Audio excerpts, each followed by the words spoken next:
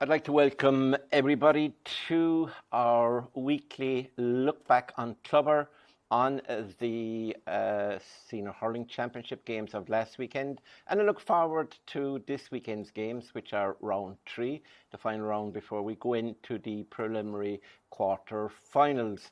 Now, with me this afternoon again, I've got John O'Dowd, freelance reporter on Gaelic games and other sports, works mainly for the Kerryman. Next in line, we have the enfant terrible of the panel. That is James McCarthy from Kilmiley. James has 8 county championship medals he keeps boasting of. He doesn't have a county intermediate one, I don't think. Ian Brick does. And he doesn't play cricket, but Ian Brick does. And then, yes, so he's the replacement on the panel this week. And our third member of the panel is the young gun himself. He calls a spade, and he loves the draw. I'm banking on him to have a good evening of incisive analysis, and that's the man from Abbeydorney, who once walked away from the press, but now is one of them. That's Aidan Leahy. You're all very welcome, gentlemen. And I must start this evening, I suppose, on a sad note, and that's regarding the death of a young former Kilmiley hurler, John Paul O'Mahony. He was a lovely young man, very well got, very well liked. Nobody had a bad word to say about him. He played hurling with Kilmiley. He won a county championship minor in 2009. And then he played in the 2014 final as well. He got time in the 2015 when they won the title, and 2016. And then he went travelling shortly after that, and he went to a number of places, and he ended up in San Francisco. Unfortunately, he met with a serious accident a couple of weeks ago, and he passed towards the end of last week. He was a very, very tenacious cornerback. He took no prisoners on the field, but once the game was over, the game was over. Anybody you talked to about him, everybody was fond of him.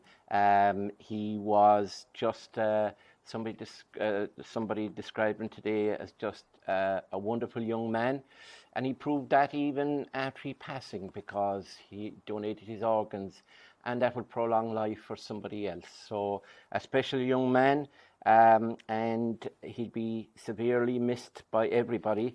And he is actually going to church on Friday evening, and he'd been interned, buried on Saturday. So I suppose all we can do here on Clubber is sympathise with the family, with all his comrades. He played with Coleman Savage, with the Fistells, Paddy O'Connor, all those lads back in the day, Sean Dowling, and they're all very sad now to be saying goodbye to their great friend. But he lit up the world while he was around, and at this stage, I suppose all we can say is, if you live in the hearts of those, when you die, if you live in the hearts of those you leave behind, well, you don't really die. So hopefully his memory will live on, and we will give the family and his wide community of friends in Kilmiley a chance to grieve and to pay their respects to him in the weeks ahead. And one man who obviously played with him is here with us, James. Very sad occasion. It's a black cloud over the community for last week, Mort Murphy. You know, you remember the interview with Simon McNaughton? He talked about teammates on the GA team. He talked about how you spend your life with them and how you socialise with them. You get married near the same time as them. And he said, ultimately, they're the fellas who will carry you to your grave. And unfortunately, that's what our lads will do on Friday evening. Hurling is a very small part of that now at the minute. We're such a tight community. The community is so small, the club is so small, everyone knows each other, and the families, the Mahoney family, and of course the Young family, steeped in Kilmiley hurling, and just like John Paul, I played with him, and the sad thing about it is he was a young supporter when we won our first one, and I have pictures at home of him as a young lad, a tiny young lad, big blondie hair and big blue eyes. And you remember him as that, and then you actually come to play with these guys years later, and you just hopping off them, and they said, "Geez, I remember you when you were playing when you were young, and I remember him when they were small young lads." And it's just heartbreaking, Mort. Heartbreaking. It's just everyone in the club has felt it, everyone in the community has felt it, and everyone that knows him. Really, our hearts are broken, like for the whole family, the Youngs and the Mahonys. We send them all our best, and we won't leave them on their own. That's our community. We'll stick together, and we'll be there for them when there'll be long months ahead. It's raw now, but there will be tougher times ahead as well, and we wish them all our best. Yeah, thanks, James. I suppose I read something today that summed him up: young, loving and beloved, though cruel death, why could you not spare our treasure, who was John Paul, for a little while longer? May he rest in peace. We also remember today, of course, Micheál McCarthy, who died at a very good age, John, of 93, but he was the voice of Gaelic games, particularly hurling. I really thought that he painted such a picture of Munster finals and games like that, and of course his phrases about the fox and the rabbit and Sean Og, Halpine, and we come Utah, but we come, and I come from Glenba, not hurling strongholds, as Micheál said back in the day. But he added colour, a picture. He was unreal. Memories of him quickly? Without a doubt, what an absolute legend. As someone put it yesterday, he was not alone an ambassador for Kerry, but he was an ambassador for Ireland and for all things Irish. Like the culture of Ireland was just as important to him as Gaelic games. He had a big, huge interest in the Irish language, but it was his unique style as a commentator that set him out from everybody else. Like obviously, time goes on. There were commentators before Micheál. There will be commentators after Micheál, but there will never be another Micheál, because he was just special in his own way, and no one would even attempt now to try and recreate some of what he did, because it was simply unique to that man. And the thing about him was no airs and graces whatsoever. You'd meet him in Croke Park on the day of an All-Ireland final, and he never came across as anything other than down to earth. Never thought of himself as being the Micheál Murphy that he was, which probably made him an even nicer person to know than that. We may all his family get as much support like the O'Mahony family now. They're two different ages, they're two different set of circumstances, but death is death for the families involved, and it's going to be a difficult time for all. But like James said, the hurling community, the Kerry sporting community, they will stick together, because that's what happens in this county and in other counties throughout the country. Yeah, thanks, John. Aidan, you were, I'd say, talking, I think, yesterday about your grandfather who passed away recently as well, and obviously all we pass on our sympathy to all your family and etc. But he would be a man who probably would have followed hurling and with both Micheál O'Hare, I suppose, and Micheál Murphy.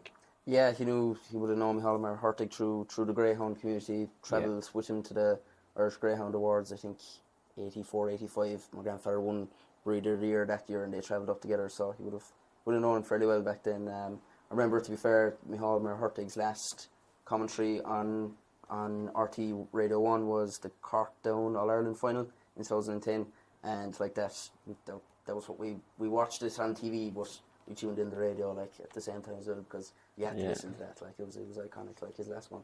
Absolutely, yeah.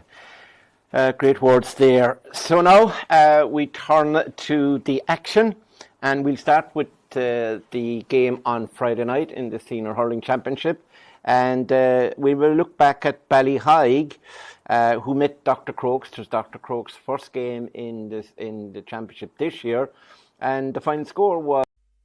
In possession. Here's Phelan O'Sullivan. 2 points he registered last week. Played excellently into the big target man, Eric Walsh. Eric lays it off, and a great chance from the corner for this. On the charge, Willie Allen coming towards him. What will Phelan do? Pops it off to Michael Lean. Michael Lean will try from 40 metres. Will he get his first score of the full forward line? Here's Philip Lucid.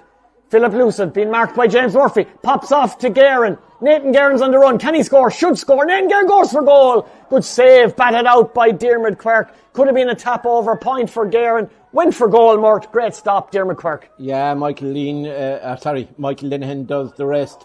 Yeah. Now it's Dr. Croke's turn on the attack. This is a great burst. Great chance of a score. Pressure on here, and it's Tom Doyle who comes out with the ball. That's excellent play by Doyle. Doyle finds O'Hare again. He's going to be fouled here. He is fouled. Ref plays advantage. Can O'Hare get his second score of the game? I think he can. That's excellent work. To Brian O'Riordan.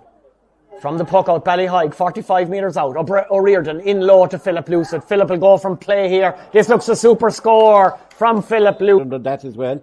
But that's a new string to the bow for Colin Walsh. I know he takes threes, but he put that 65 over with the wind. Here's O'Hare again. Has he got another one? Yes, he has. For a while, as here comes Ballyheigue. Michael Lean, very strong under that breaking ball. Excellent work by Lean. Lays it off to Tomas Gaynor. Can Gaynor get the equaliser? Casey, he's going to get the 1-2 back from Tomas Gaynor. Here goes Casey. Played very well at centre back last week. He is a man inside. He does. He sends it into him. That's big Brian O'Riordan. Can Brian get a score? Goes for goal again. What a save by Malumphey. Brian O'Riordan now to Tomas Gaynor. Gaynor playing well here. Into big Eric Walsh. Eric will try from 40 metres. Excellent. That's a good line. And then when you have Colin Walsh in front of them. Tomas Gaynor sends it in from the sideline towards Eric Walsh. Walsh goes up. Great take. He's going to score again here. Will he go for goal or a point? Walsh, he goes for goal. It's in the top corner. He could have settled for a point. There was no settling there from the big Ballyheigue full forward. He smelt the net. He rattled the net. This time, Diarmuid Quirk had no... Now, Conor O'Hare. He's definitely been the top performer, along with his goalkeeper, for Dr. Croke so far. He's fouled. He looks for the free. The ref plays advantage and says, just put it over anyway. Wide, though, and Conor O'Hare has been quite accurate. Broken down well by Nathaniel Donsell, but Michael Lean, he's really sharp tonight. Does Lean get his score? Yes, he does. In the Ballyheigue half-forward line. He lays it off to Phelan. Phelan O'Sullivan's on the run, away from Donsell. What can he do, Phelan? He goes for a score. This will be a beauty. It is an absolute beauty. Tom Doyle tries to help out his partner. Here go Croke's little snapshot. Was that O'Hare again? I think it was.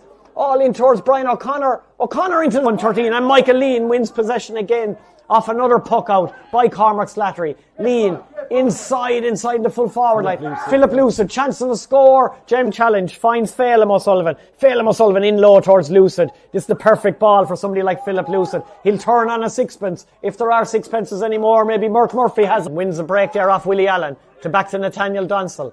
Donsell to Kevin Landers. Kevin's going to try for a score. That's a great score by Kevin Landers. Lucid. This should be a tap-over score, unless Ballyheigue decide to go for the juggler. Lucid to Lean.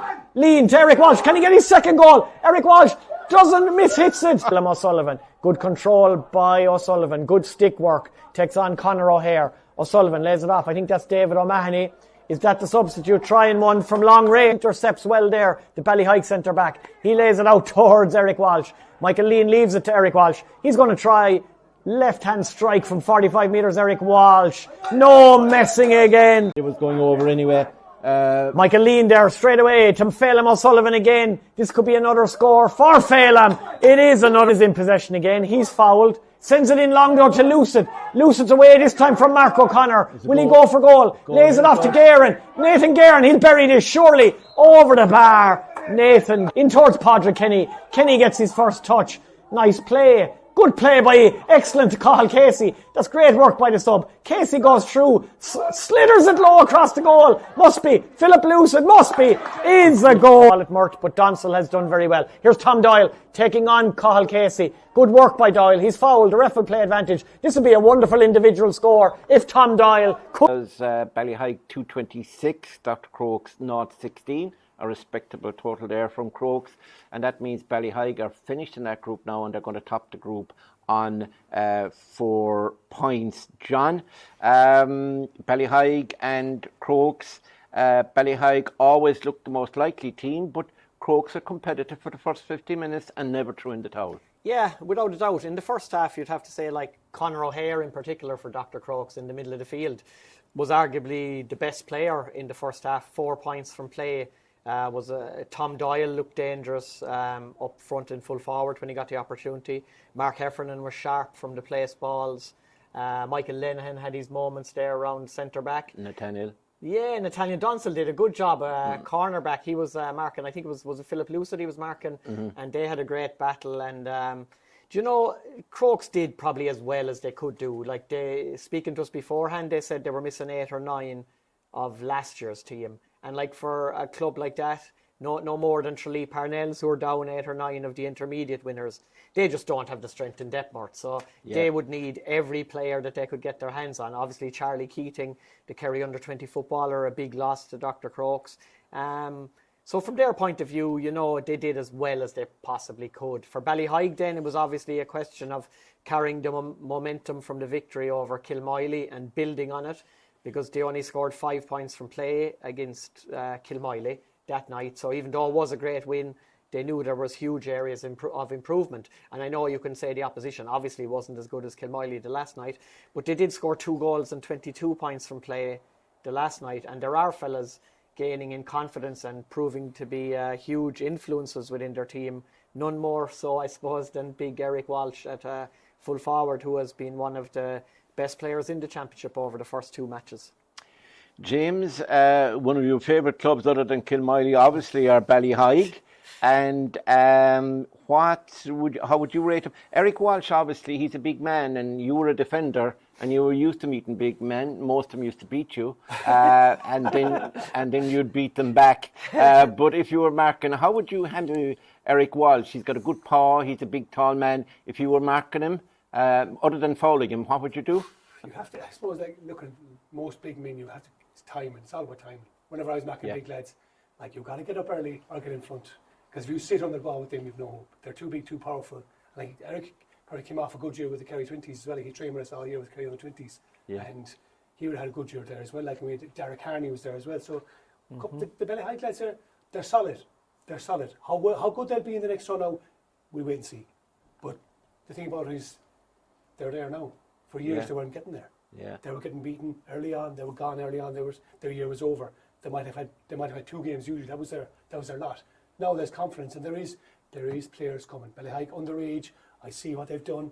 You can see it coming along. You see it with their cool camps, because I do a lot of cool camps during the summer, and I see young lads. You watch all these young lads. You look at all the clubs, and you can see, Jesus, they're going to be new power base. They really are. I can see what's coming underage. They have a huge amount of players coming.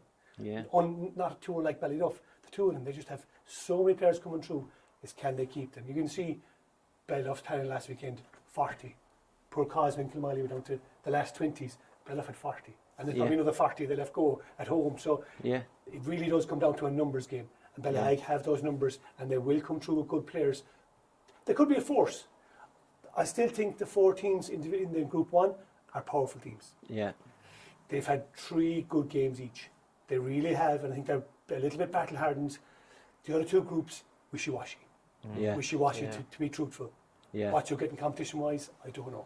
Yeah. So you're really hard to gauge where you are. Kilmiley, we're kind of different. I'll just say it that way. Yeah, different. We can just pull out. We can just pull it out because our team's only just coming together now. Yeah. And if we just gather ourselves a little bit, we'll be a force again. But it's just, can you get it together in time? Because we will automatically go into a quarter-final virtually. I'm not disregarding the Crokes game, but we'll be in the quarter-final, untried, untested. Where are we? Can we just pull the performance out then? Hopefully we can. Yeah. Is there any truth in the rumour that you're trying to move a boundary out there, or for Kilmiley you have houses available, so if any of those promising young Ballyhaig lads can move up the road and they'll play with Kilmiley, because you don't have that isn't Kilmiley parish. Hang on, they're trying to cut our parish in half again. Because you don't have do you have a minor team on your own? Not in a long time. We have last year, but like who are you in with? Cratter, no? Oh Christ, whoever take us in. That's the way it is. We've had numerous teams the last couple of years, and you know, it's hard.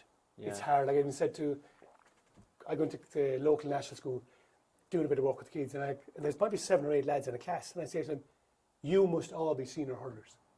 We can't lose any of those 7 lads. Yeah. Other clubs could lose 20, 13, 14, 15 players. We can't lose 1. Yeah. We can't lose any player. No player in our club can slip through the net. And we have fellas coming through. We gather 1 or 2 every year. I can see in our underage structure, we're going to get 3 or 4 every year. Do we get a Collins? Do we get another Ronan Welch? We do produce them like that. Do we get another Shane Brick? We do produce those lads. Yeah. And we need to keep doing that. For a man with 4 daughters, you're brave to say you're going in. Well, your contribution to best on Kilmiley, both well, the Camogie is coming on, yeah. Camogies. Killard are flying. Another fella, We'd like to fella. congratulate them. They won the Fela Shield Division 5 at the weekend, so fair play to them. It's great supply. Yeah, it was brilliant for them, so at least you're making some contribution to Kilmiley. Aidan, very quickly, we got to wrap up this first game. Ballyheigue, have they impressed you? And Crokes, 16 points. Is a reasonable total, you know. I mean, to win you a lot of games, but obviously they conceded too much, and that was their problem in defence and numbers again, as James was talking about. Yeah, to be fair, when you look at as we look at later Parnells on Sunday, like it's not easy for those clubs. Like when they're playing the North Kerry clubs, which are, you know, steeped in tradition and stuff in the championship. They're like that. Eric Walsh definitely a threat. He's going to cause a lot of problems for defences going forward. The only thing is they're probably not going to be able to get the ball into them that easily, and that's kind of how you beat Ballyheigue really, is put the pressure on outside, stop the ball going in, and they're going to find it hard to pick up the scores they got. Yeah, okay. So Crokes are playing Kilmiley now tomorrow evening, and we'll be previewing that later on at the end of this preview and review. So Ballyheigue on top of the group, going well, and all's well with Ballyheigue, although there's one member of our panel who doesn't think so. Anyway, we move swiftly along to Group A or Group 1. It's A, it's certain places, it's 1 in other places, but it's the 4-team group, and we had 2 good games here on Saturday night. Ballyduff played Causeway, and they won that by a goal, 217 to 117. So we'll do that one next. Puck out by Stephen Murphy, and it's going to fall the way of Dan Goggin. Dan got 5 points from play last week against Crotta, and off he goes on a run. Dan Goggin looking to open the scoring here, and Dan Goggin has. Absolutely great. Interesting to see who can come away with the ball. Ballyduff fighting to try and clear their lines, but Causeway forward sticking to the task and putting serious pressure on here. A foot goes in from Dan Goggin. Jack Sullivan tries to get it up, he couldn't. It's Colm Harty now who gets the ball into his hand. Harty has a look across. Can he find anything? Can he find the target? Wow. Oh, that's a superb shot. And yeah, down from the goals over the left hand side and over the bar while Kavanagh was trying to hook him, so it's a great score. That was a great puck out there, well taken by Dylan Moriarty. He's given it to Evan Boyle. Evan Boyle is looking for his first score. The trip, says the referee. Neil Mangan has the ball. He looks inside here. It's Jack Goulding inside there, 1-on-1 with Sean Sheehan. Goulding has it in his hand. He goes for goal and he's found it. A great ball in. It is 1-on-1. Goulding, like last week, is starting off to an absolute fire. Cash it turns onto his right hand side, and the thing about it is, go low. 3 points down. Luke Rochford coming out here to collect the free from Kyle O'Connor. He's given it to Jack Sullivan, who is free as a bird. And Jack Sullivan, parish rivalry here between Causeway and Ballyduff, and there's Hurley's being flung in on Joe Diggins there, and he's handed it out to Dan Goggin. Dan Goggin with a strike that is going to go between the posts. Looking crossfield, Luke Rochford is all on his own. Tommy Barrett is way off him. Rochford with a chance to send it over the bar for Ballyduff, and he does so. Absolutely brilliant. Oh, Jack Sullivan is going to win the break here. The puck out not going to Keith Carmody, and this is going to go over the bar from Jack Sullivan. Great score. And the puck out taken quickly to Daniel Carroll there. Got through the challenge, and the ball is sent up the line here now. And Jack Goulding has it in the hand here. He's lost his marker. Bangs it across. Chance for Luke Rochford for the goal. Oh, what a finish!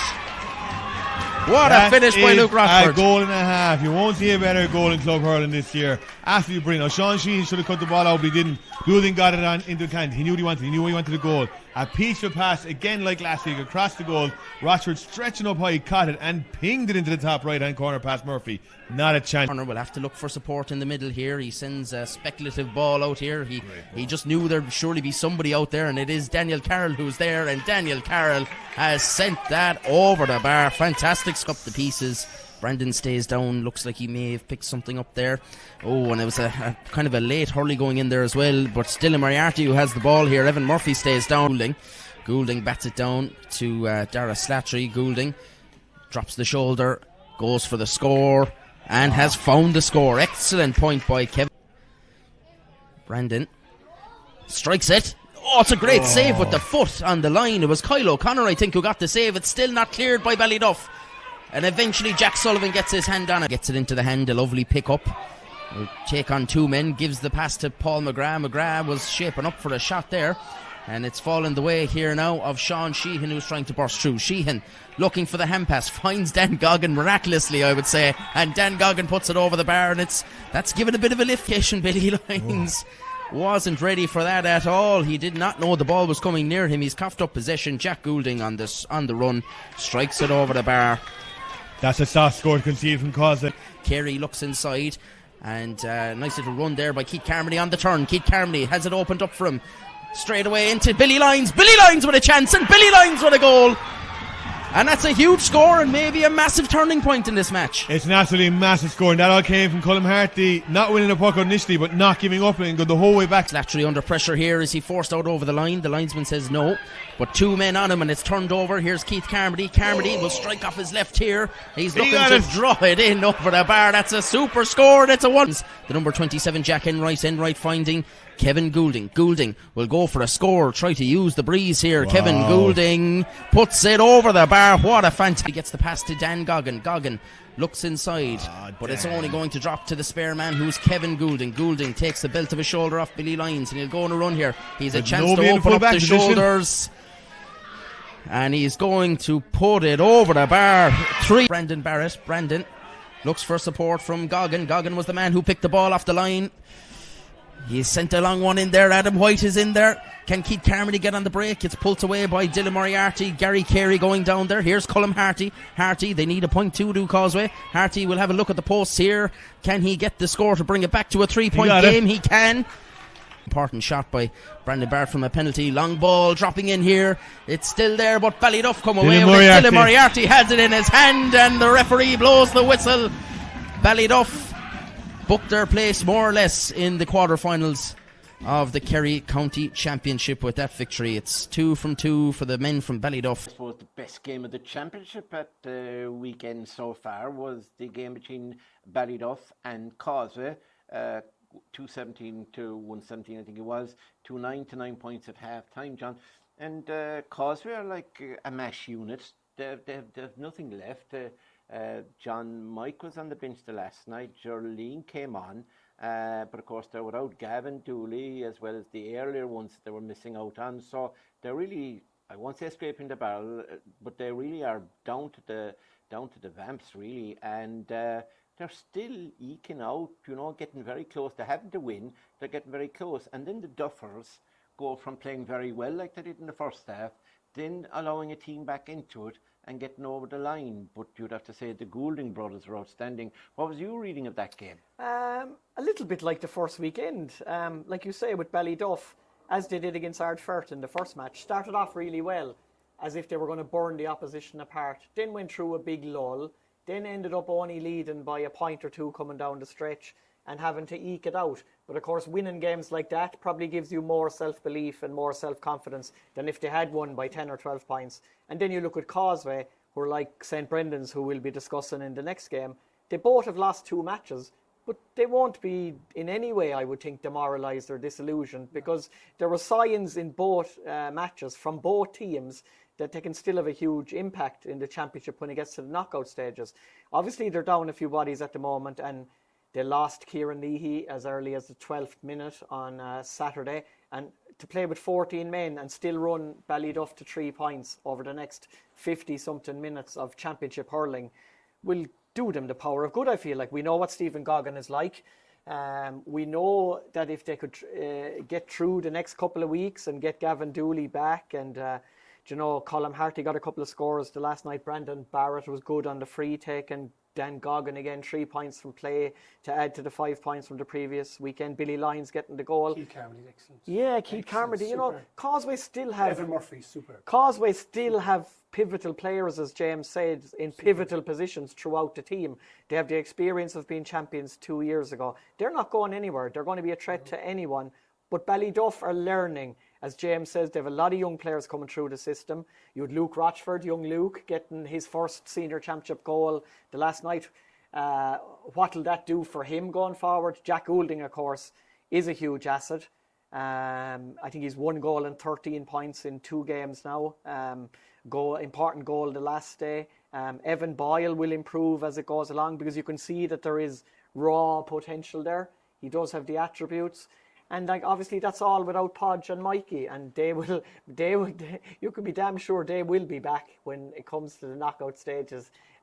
Whether they've only one leg working or both legs working, they'll be there, they'll be togged out, and they'll be ready. So great game, great championship game, and both sides will be moving forward contented enough. Yeah, if you had to, Mikey will play later on, I'm sure. Pod should probably be back as well, even if they have to get mopeds to bring him up and down the pitch or hire a taxi or something. But they're going to be, because, a boy, at one stage the last night, only Killian came on.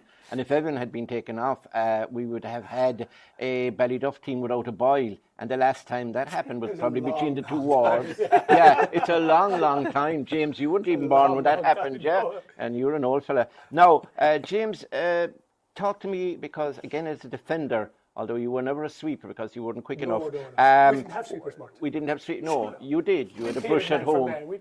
Your wife made you sweep up after. But talking about Kevin Goulding, I thought in the absence of both Mikey and Podge, you always look up for leaders.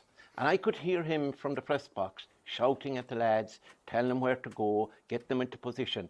And then when the going got tough, he's able to clear his lines. He reads the game and he adds 3 points. He's really a forward. I thought he had a massive game the last night, Kevin Goulding. He was excellent, though, in fairness. He really was good. And his 3 points were Fionn Maxey-esque. He got his own half-back line on the run from midfield, straight over there. There wasn't even a second thought, bang. He never even looked straight over. Brilliant hurler. What I do worry about Ballyduff is they need Mikey and Podge to give them structure. They lose all structure at times.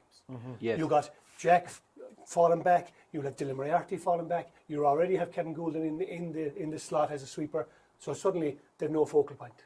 Yeah. That's where they lose all their, like you talked about it earlier, Dowdy, about the shape. That's where they lose. That's where Podge will sit. Podge won't move from that square. You sit Podge in there, or you sit Mikey in at 6. Don't think they'll sit Mikey in at 6 anymore now. No. They don't have to. They could sit Mikey now at centre forward and sit Podge at full forward. Yeah. Then they're extremely dangerous. Absolutely. Then they're extremely dangerous. Because then you have Jack Goulding all of a sudden has got a free role. At the minute he's playing a centre forward role, having to maybe hold that position as well without giving the centre back too many options in the opposite team. But you put those 2 pivots in there, they're going to be really strong. It's going to be really hard to see them beaten. But you can see a little bit of rawness on the edges. Yeah. But there's class there. And Jack, I put him up there with. You talk about Jordan Conway. You talk about Massey Connor. He's in that bracket. He really is in that bracket. He's top class. He might miss 6, but he'll get 7. That's what he's like. Yeah. He'll try and shoot the lights out. He won't care where he shoots from. And he set up for Luke Rocci's goal was brilliant. He took 2 players to the corner, quick look, and he flashed it across straight to Lukey's hand, and Lukey took the net off. It was a brilliant goal. And the assist the previous week for Jack O'Sullivan's goal was probably the best score of the championship. Top class. He will see that. He will see his own goal is a high ball in. Like, just caught it 3 quarters. And he just turned quick, bang, he's buried in the corner. Those forwards, they have that. Massey will do it, John Conway will do it, Shane Nolan's doing it. These fellas really are turning games. They're turning games. And Ballyduff have huge tradition, haven't they? It's a Will and Kilmiley same tradition now as well. It helps. It does help. You can see it. Other teams straight away, they're, oh, Jesus Christ, it's Kilmiley. This Ballyduff. It's not an arrogance thing. Yeah. It's just there. If you walk the walk, you can talk the talk. Yeah. Right? Yeah. So you've got to be able to do it and it's proven. That's why Ballyduff 25, we 26. That's why you're up there. Yeah. Because they've done it, and they can keep doing it and keep producing, and they will pull it out. But we're going back to Causeway there again, Mort. Causeway, I've been so impressed with them because of what they have gone through and what they're missing, and it's unbelievable that they're still. They brought Ballyduff to a point. It did, yeah. The last night. Yeah. And they were pushing on with 14 men, hanging on, it was just they must have out on their feet. Yeah. And Karma was excellent. Evan Murphy, their leaders, new leaders have come through for them now. What's happened is new leaders have really come to the fore. Yeah. Evan Murphy is one of the best defenders in Kerry at the minute. Yeah. Absolutely top class. I put him in the same bracket as Eric Lean. I watched Eric Lean against Crotta. Eric Lean beat Shane Nolan and beat Jordan Conway. I have no doubts about it. Fellas can talk what they want. He beat the 2 of them. Yeah. They were very quiet. When Eric Lean was on 2 of them, he held them well. Yeah. They're 2 of the top defenders in Kerry at the minute. Yeah. They're brilliant, the 2 of them. And I saw Evan really stepped up, and so did Eric Lean for St. Brendan's. they're really going to be in the mix. They really And are. God forbid if you were ever the Kerry Senior Hurling manager, you'd have those two in, would you? I'd be 6-3. Okay. There you are. Aidan, let's come back to a little bit of sanity and Reality.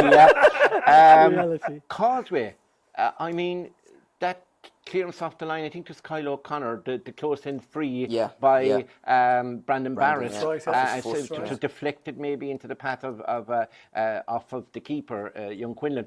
That was a pivotal moment. That was about 41 minutes in or something, wasn't it? They You were kind on of a roll. forget sometimes like how close they can get. Like they just don't go away. Like they do not go away. Even the goal they got like was excellent as well. Keith Carmody making kind of a bit of a loop around, and great run by Billy as well off the shoulder then. And Billy Lyons like not exactly a forward. It's not in the blood like, but it was a great finish by him. And was Colin Harty to send the ball in originally into the corner?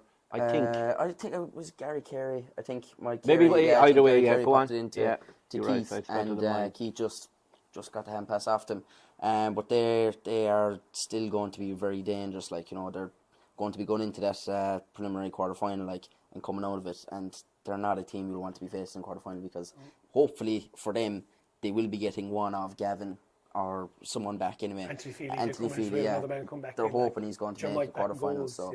They're going to be really dangerous as well, and like that Ballyduff are only going to get stronger because the mistakes they're making, they're not probably going to make that many of them when Mikey's on the pitch, because Mikey just doesn't let you make mistakes when he's on the pitch.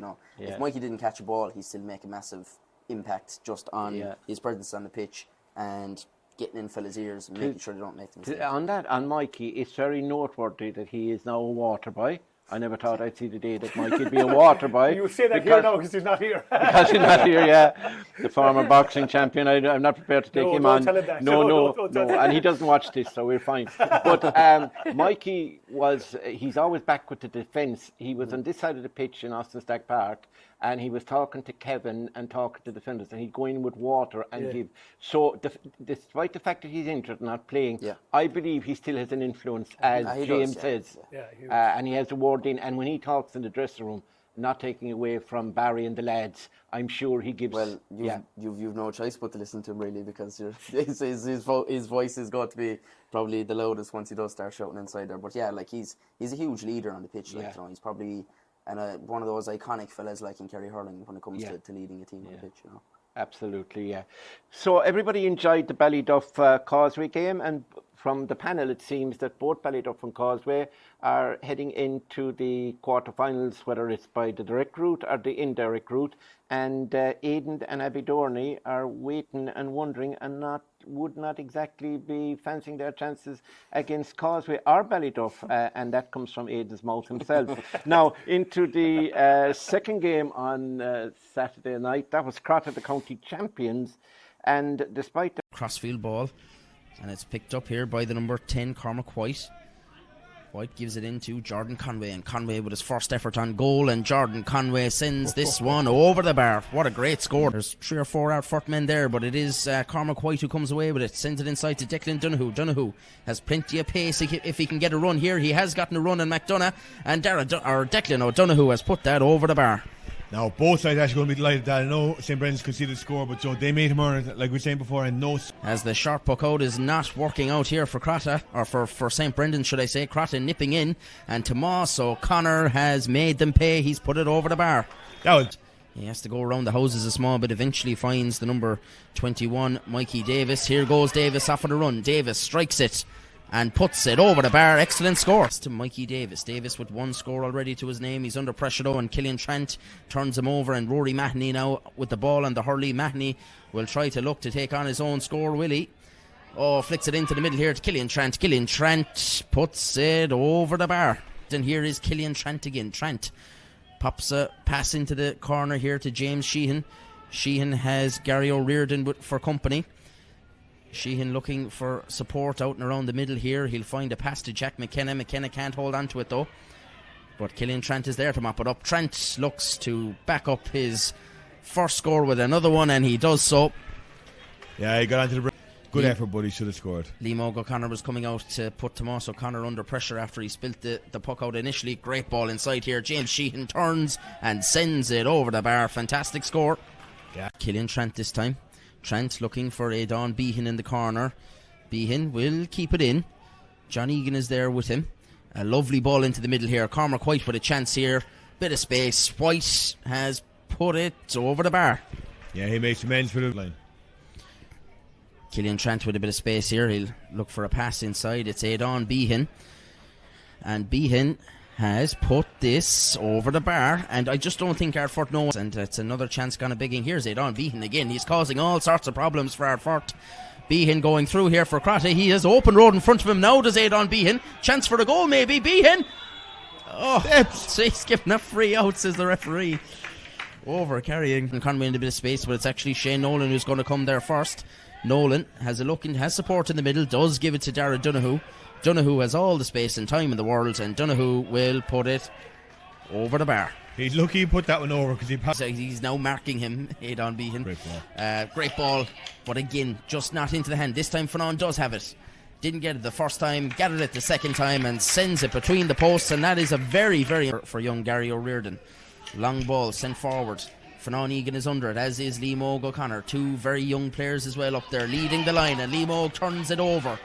Has the support off the shoulder of Fanon Egan. Egan, this will be huge if it can just creep in over the bar. It will creep in over the bar. Dahi Griffin. Dahi has moved off Jordan and has moved up the field.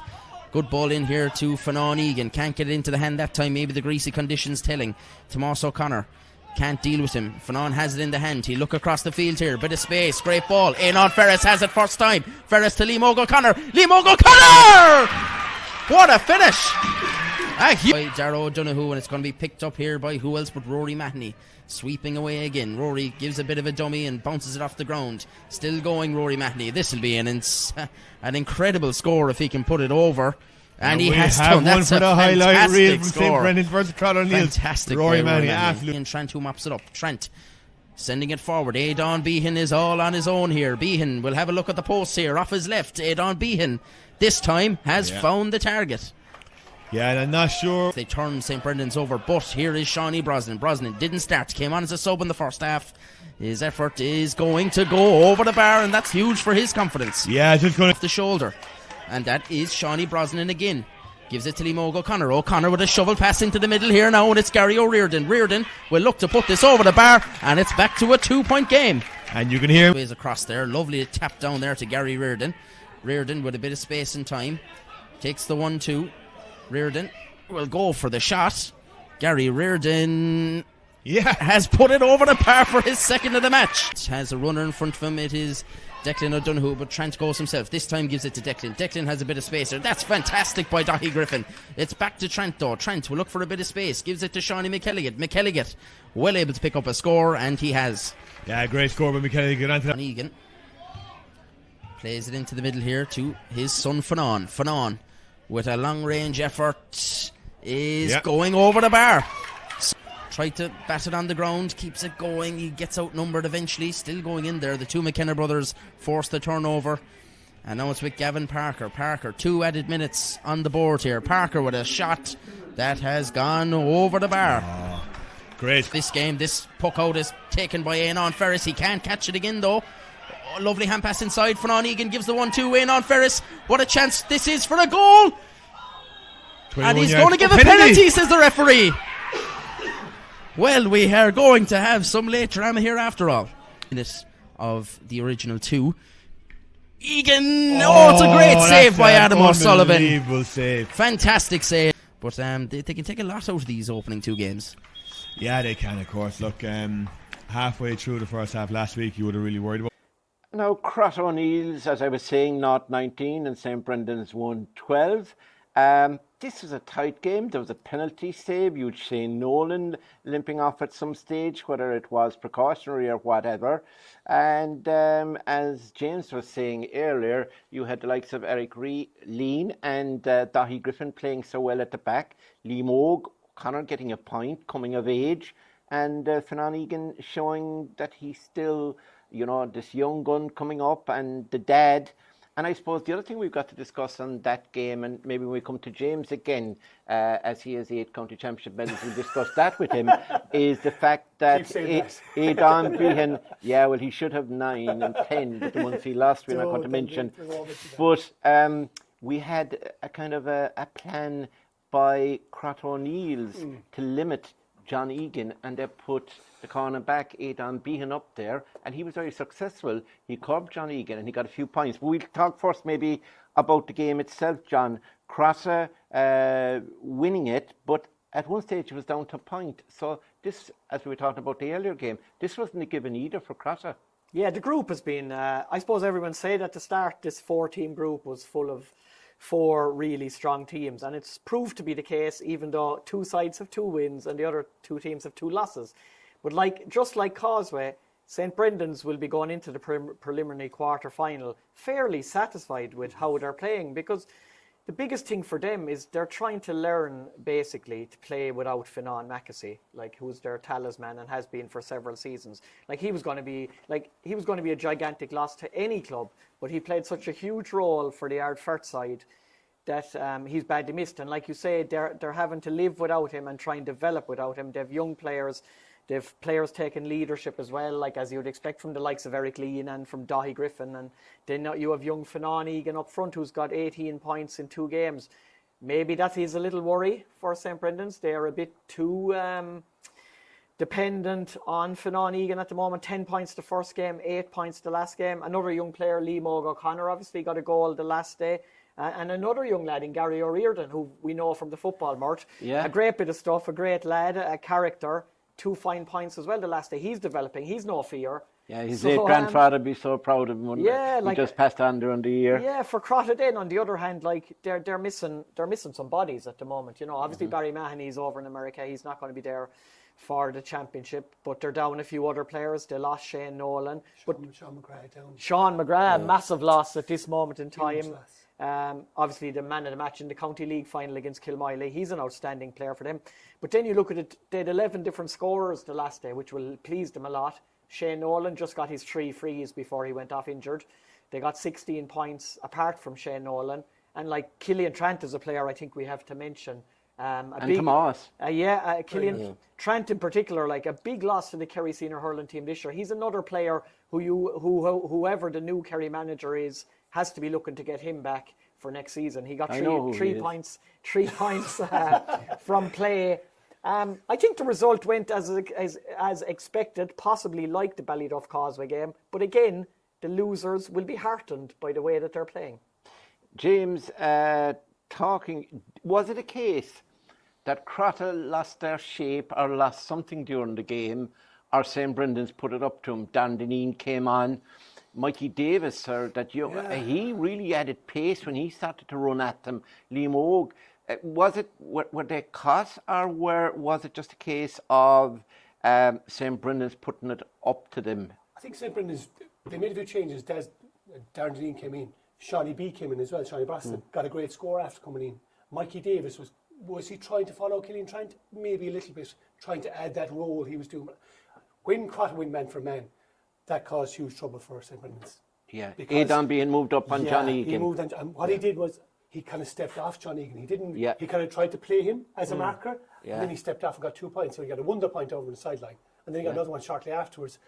He might have taken John's maybe concentration off what he was trying to do and set up the play for St. Brendan's a little bit. I said, geez, I got to watch this fella now as well, which he thought he wouldn't have to. But then again, conversely, what they did to the other side, Rory Mahoney was obviously marked as well. St. Brendan's did that. They brought a marker to Rory Mahoney, which I think every other team has to do now. Every other team has to mark Rory Mahoney, and they have to mark Kevin Goulding, we talked about earlier. And Colin Walsh. These fellas now have to be marked. So you either get a plan for them, or you put a marker on them, which is like Cratta said, right, we're putting our cornerback down on John Egan. Why not sit him down there? He'll do a job now. He's a marker, he's a cornerback, he's a marker. Just go mark John Egan, curb his influence, stop him coming out. But they were a bit short up front. I need to see more from Nathan Driscoll, Liam Og. I think there's 2 top-class hurlers there. I saw it in the first game, and I think they are top-class hurlers. I wish I could see more from them. Get Shawnee B on as well. As you said, take the pressure off Finan. But I think Liam Og is just out of school. He's still in school, I think. There's more in him. He played a game against Ballyduff earlier in the County League. I think he got 7 or 8 points in play. It's there. It's there in him. He's a very good forward. They need those fellas firing. His dad was a good hurler, wasn't he? Excellent. Very good.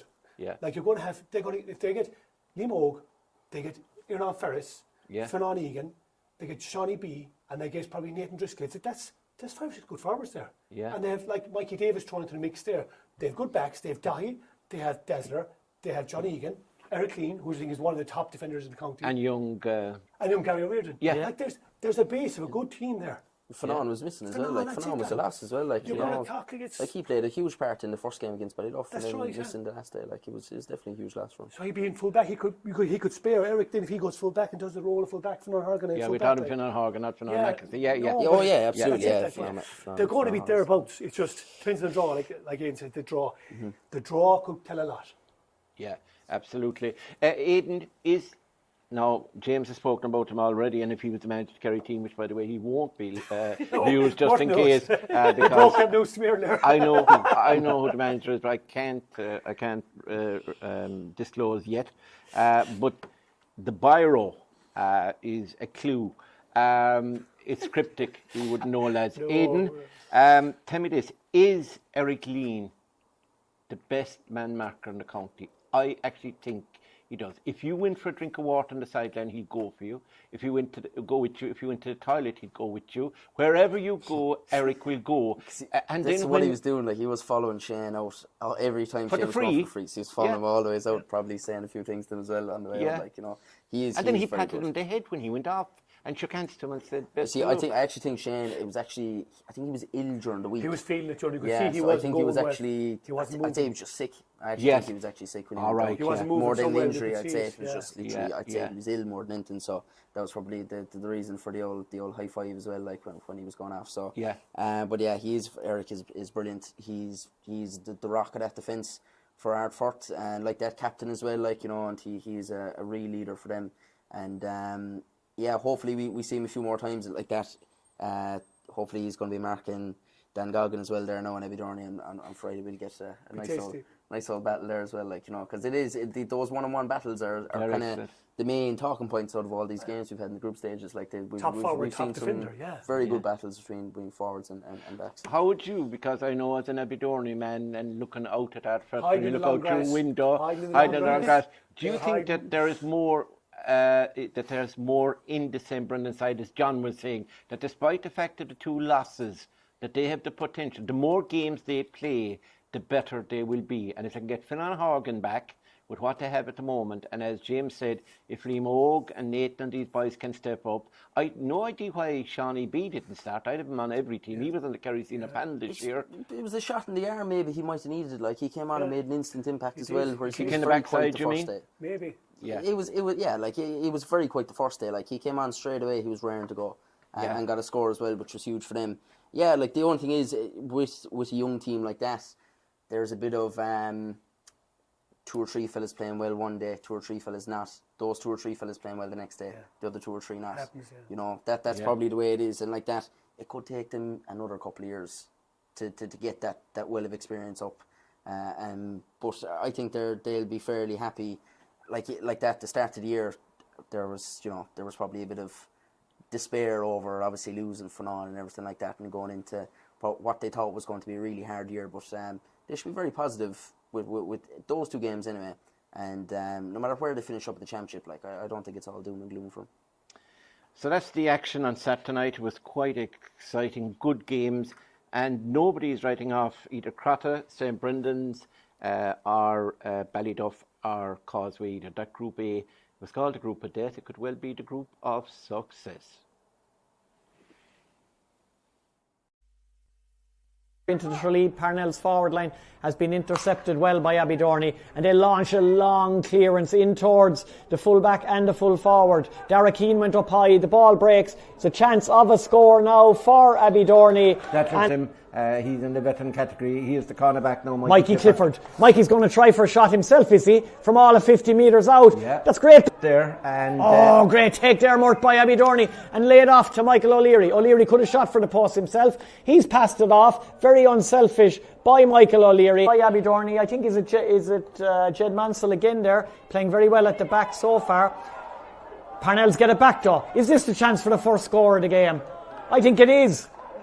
And it's set out. The strategy for Tralee Parnell's there. In towards Michael O'Leary now. Great battle with Tyne Brick. How did O'Leary get that into his grasp? He's not going to miss that. That's a one. And here for. We'll carry on with the play. That's good work now by Callum O'Sullivan, the centre-half forward. Can he get a score for Aberdeen? That's a beautiful effort. An excellent score. Time here with this move in towards Michael O'Leary. It'll go over his head. Oisin Mansell is there on the burst. Takes off. This is wonderful from Mansell. Goes for goal. Good save by Pip Gilsonan. Mansell save by Pip. Pip Gilsonan. Good clearance to Dara Maloney. Dara Maloney lays it off. Chance for a score. John Sherman, the man from Leahy. This would be a super score. I think he's got it too, John. Tralee Parnell's 4 points. Long puck out in towards David Egan. Egan, he's going to get away this time from Rory Ryan. Can he get his first score? David Egan from a tight angle, I think he can. As we move and the slitter's thrown in by the referee, Chris Maguire. Second half is on. Aberdeen straight away on the attack. And a chance of a score almost immediately from the throw-in. And a great score. This has immediately gone to 12. They are totally dominant now. Here goes Daniel O'Leary up the right-hand side of the field. O'Leary in towards the keeper. Is that drifted just over? Aberdeen. Oisin Mansell now. Mansell, low ball in towards David Egan. They're trying to find Egan a lot more. He's a lot more prominent in this half than he was in the first half, even though he did get a score before half time. This is Egan again. This is a great score. No, they show no mercy. I know I live outside among them, and you'll be looking to get your lunch or one of them stealing a piece of chicken or a few spuds. Here's Michael O'Leary again. Picked up the layoff from brother Rory Hannifin, who's quite a useful player, footballer and hurler. And of course Tomas is the officer Kirk Tour. Now Oisin O'Brien, can he get the first score of the second half for Parnells? And don't note what Aberdeen have done. Good pass by Jack Sheehan. In comes one of the substitutes, lays it off to Oisin Mansell. Oisin Mansell in, chance of a goal. It is a goal. It's put into the back of the net. Great goal. I think Oisin Mansell set it up. The number 23, the substitute, was also involved. Mansell with the assist. And it's the number 13. It's actually David Egan. No, he's not. Ball.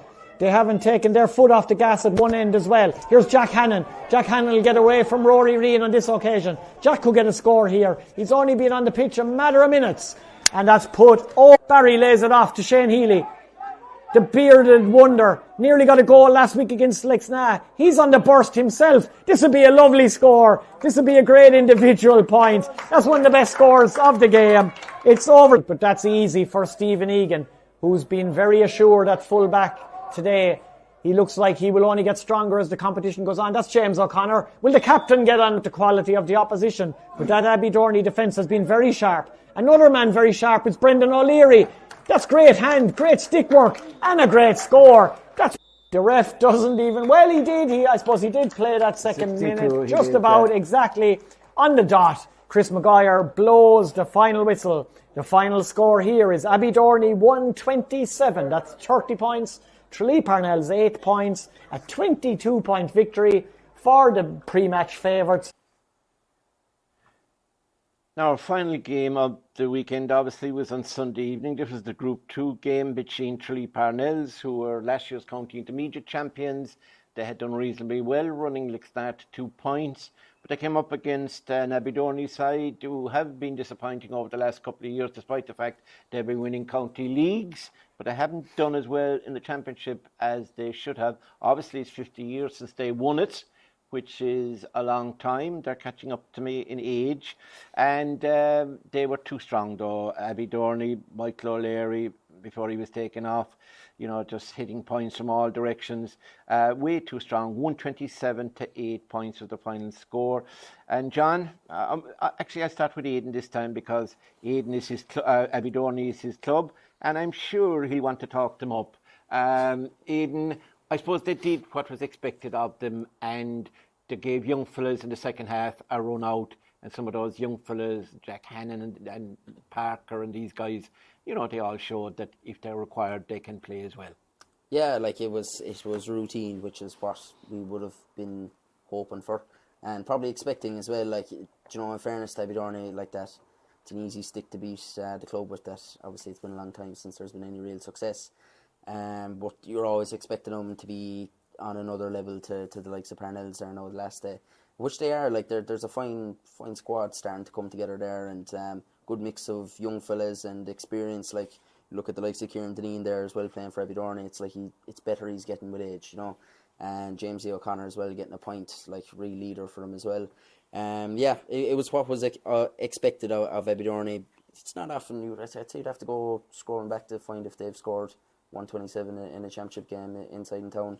I'd say it's been a good while anyway if they have done it. So it was good to see them just stretching the legs, and it was kind of target practice, I suppose, for a bit, which is probably something they'll want to be. Probably the biggest thing they'll take away is to sharpen up in the shooting, I'd say.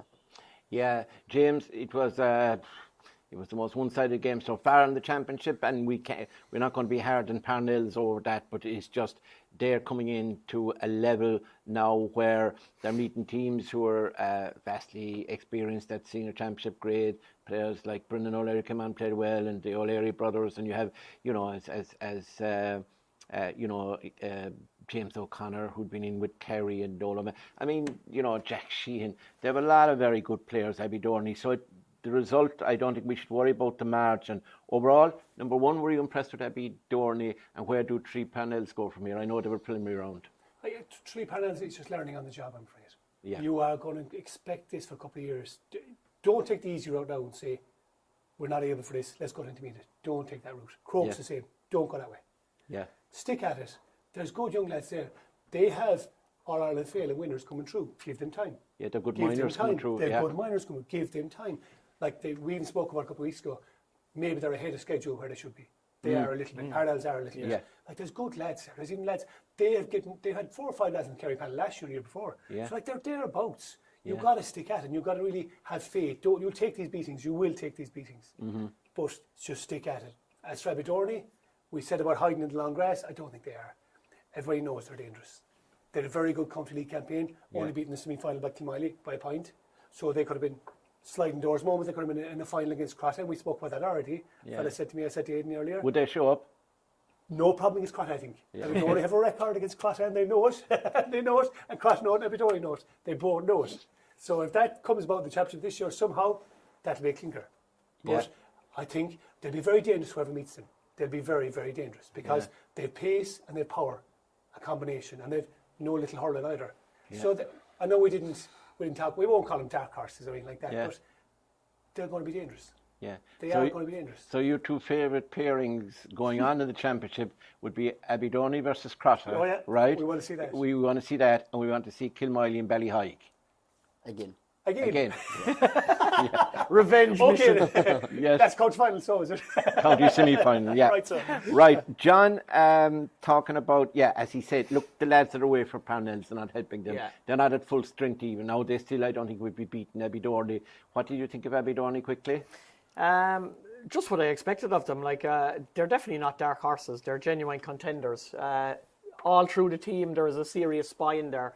If you go from Stephen Egan and Kieran Deneen inside to Ronan Donovan, James O'Connor outside, through midfield with Oisin Mansell, Niall O'Mahony, Daniel O'Leary all around there. And some of their good forwards really stepped up the last night as well. Not just Michael O'Leary, but Jack Sheehan was dangerous. So was young Callum O'Sullivan. I think he's only 19. And David Egan was dangerous. And then the use of Brendan O'Leary could be really significant going forward. I would nearly say from Abby Dorney's point of view now, no matter how well he's playing coming off the bench, keep him as the impact sub, because you don't want Brendan really starting and having to go off after 40 minutes or 30 minutes with his long-standing injury issues. If you have him on the pitch for the last 20 minutes, like he showed when he came on the last day, he was very dangerous.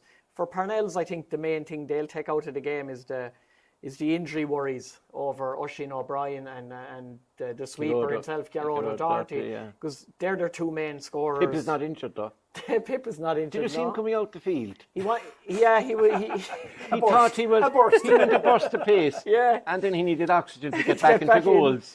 But for the preliminary quarterfinals, they'll be really dependent on Gerard O'Doherty and Oisin O'Brien getting back. I suppose one thing we didn't really mention so far was going into these preliminary quarterfinals, and no disrespect to either Dr. Crokes or Tralee Parnells, will it be an advantage for Causeway and St. Brendan's going forward that they'll get a 4th game? Yeah, in fact. I won't say a week off, but virtually you're still tipping over, you're playing a game, but you're not pushed to the limit. Yeah. A little bit. That could happen. So Abby Dorney, the panel thinks, and that's despite Aidan, not having an opinion on this. The panel suggested Abbey Dorney are dark horses, that they're waiting in the long grass. You'd want the grass very long now to hide Hide Ben the O'Leary, wouldn't you? The whole lot of them. By the way, I want to Second apologise. silence, I'd say. I want to apologise to the boys and Aidan. I said that their dad passed this year. He actually passed last September. I just realised that after I had said it. But yeah, a huge loss to that family, and it's lovely to see the lads back playing hurling again. Now we're going to move to the preview of this weekend's game, and we'll just go through the games in the order that they've been played. And John, I'll just go to you for the first one. I won't ask James. Obviously, we put this game in context. It's now changed to Thursday night in Lewis Road at 7:30.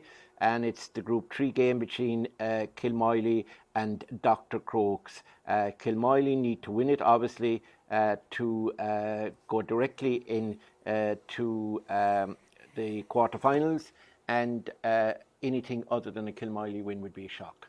Yeah, obviously there's more important issues than hurling at the moment in the Kilmoyley and Lerrig areas. You know, they have bigger things on their mind this weekend, but it's good to get the game out of the way on Thursday and leave things free for the weekend for the more important issues. Kilmoyley will win the game. They'll want to put in a performance. They should have Paddy O'Connor and Daniel Collins back, you would expect, after missing the last game.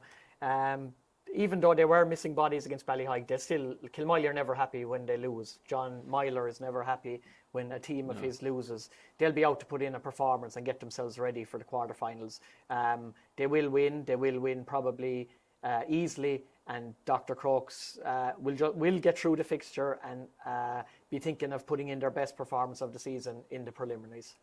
Yeah, and I suppose, James, just briefly on that, Kilmoyley probably won't be at full strength because of the situation. Some of the lads who went to America to be with their fallen friend probably won't play, but they'll still have resources enough to win this one.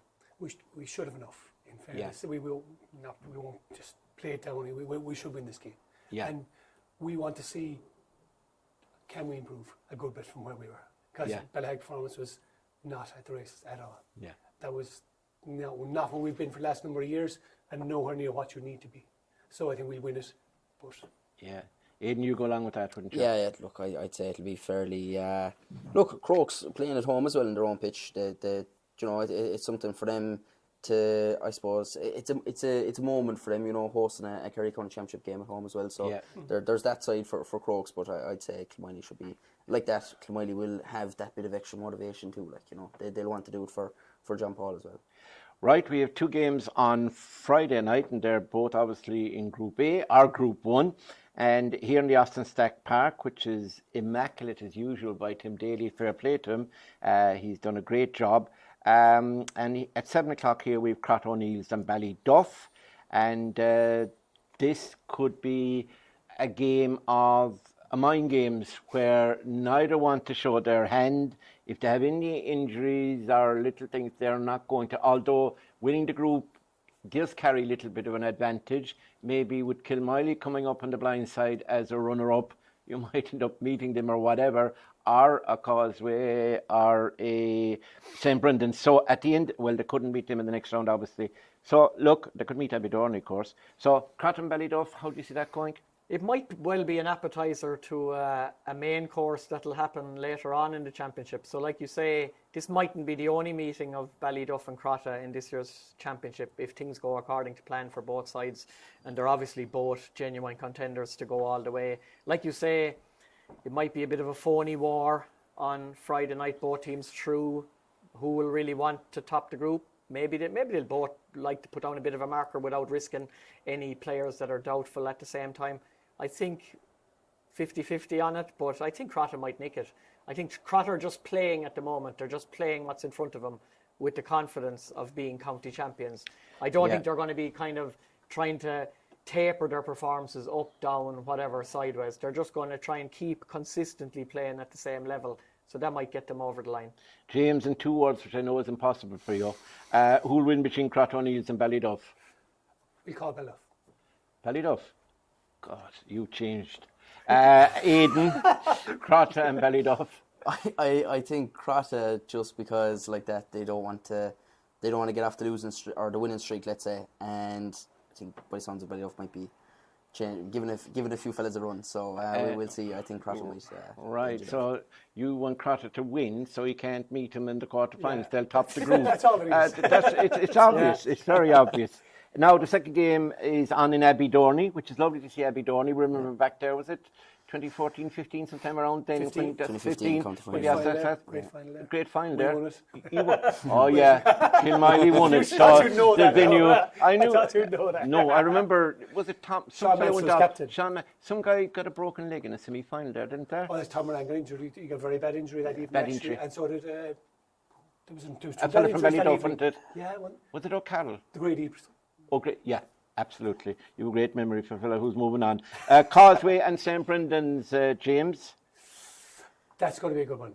Like both of them have really. They're cellar dwellers, as we call them. Yeah. Do Causeway want to push themselves in this one? I'm not sure. They've gone through 2 hard games down to the bare bones. They might need to rest a few lads. Yeah. And I think maybe I won't say Third and fourth. I won't say matter. conceded. Yeah. I won't say conceded. Yeah. But they might say, look, hang on. Can we go 3 weekends full whack, bang, bang, bang, and then go into maybe a quarter final with down to Stephen maybe Goggin less bodies. Stephen Goggin will tug it out maybe even. He can take frees. Yeah, of course he can. So I tip St. Brendan's in that one. Right. Only for maybe cause they give me a few lads a break. Yeah, okay. What would you think, Aidan? Draw. Oh, perfect. You see? The third week, and none of them have worked. You sat in the ditch.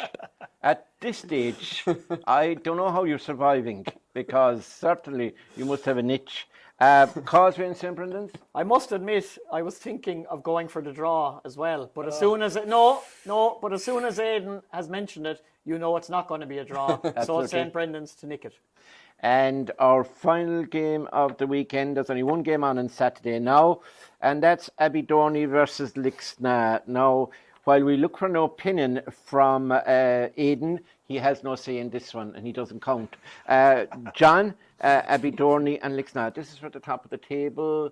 Abbeydorney don't like anyone. Sorry, they don't like Lixna, and Lixna have a lot of injuries. Could we hardly see Shane Conway back in this one? I don't think so, nor Conor O'Keefe either. From talking to Conor the day of the Tralee Parnells game, they were going to give it another couple of weeks, and with this situation, I don't think they'll risk either this weekend. This could be the game of the weekend. It should be a really interesting encounter.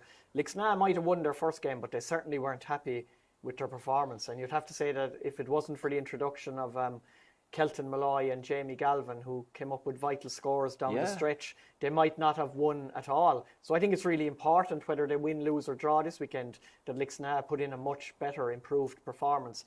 At the same time, I'd fancy Abbeydorney to win. Yeah. I think they're in a better place than Lixna right now at this moment in time. Might be different when Shane Conway's back, but I'd fancy Abbeydorney to win. Yeah, James, did you go along with Abbeydorney? I'd go along with that. Shane Conway led Lixna are a different animal. Yeah. A different animal altogether. The game changes. The whole system they play changes around one man. I know it's unbelievable to say, but he's that good and he's that influential, and the way he plays and the way they structure their team around him. I think Abbeydorney will have too much. It'll still be tight. Lixna will show a bit better. They will show a bit better. They will improve, and maybe it might suit them to just be beaten that way and get into preliminary match again. They will come again. They're always there. That's why I'm always in the top 4 teams. They're always there. Kilmiley are always there. Belloff are always there. Lixna are always there. They will be there. If they get Shane back in some shape, and I just say Conor O'Keefe in some shape, the spine is back in there again. And they'll be dangerous. But I think this weekend, Abbeydorney are going to be too strong, and they'll move on. They need to win it really, Abbeydorney. I think their games now need to start winning, because from my memory, I'd say we've 2 wins against Lixna in probably 20 years inside in town, and we've played a fair few times in that time period. So there are things that Abbeydorey need to start changing. Around about them trying to bridge a gap of 50 years, like games like that, they need to be beaten next time. Yeah, very good. It seems Abbeydorey gets the universal curse of the three lads on that one. So let's hope that game ends up as exciting as it's supposed to be.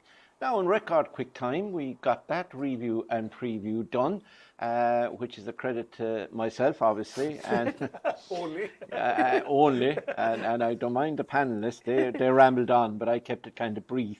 Now, just to remind you that the weekend's games, obviously, are going to be covered on Clover live. So if you want to get that annual pass, you better get it, because we're entering the following week the preliminary quarterfinals, and then we're entering the real knockout stuff, quarterfinals, semi-finals and finals. By the first weekend in August we're out of here and we're on to football. So get that annual pass, or get the weekend, or get the games.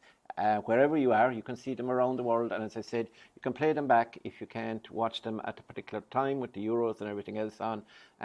So this weekend, obviously, we're not having a game on Sunday because of the Kerry team being playing Derry in Croke Park, and we wish Jack O'Connor and his troops all the best as well. So that's it from now. Thanks to John O'Dowd, to James McCarthy, the Wild Colonial Boy, and to Aidan Leahy, to John C. O'Shea, who is our producer and operates the camera and keeps me in check. Despite the fact that punctuation and being punctual and traffic he doesn't understand. So that's it for now. We'll be back with the games over the next 3 or 4 days, and we'll see you again next week. Bye for now.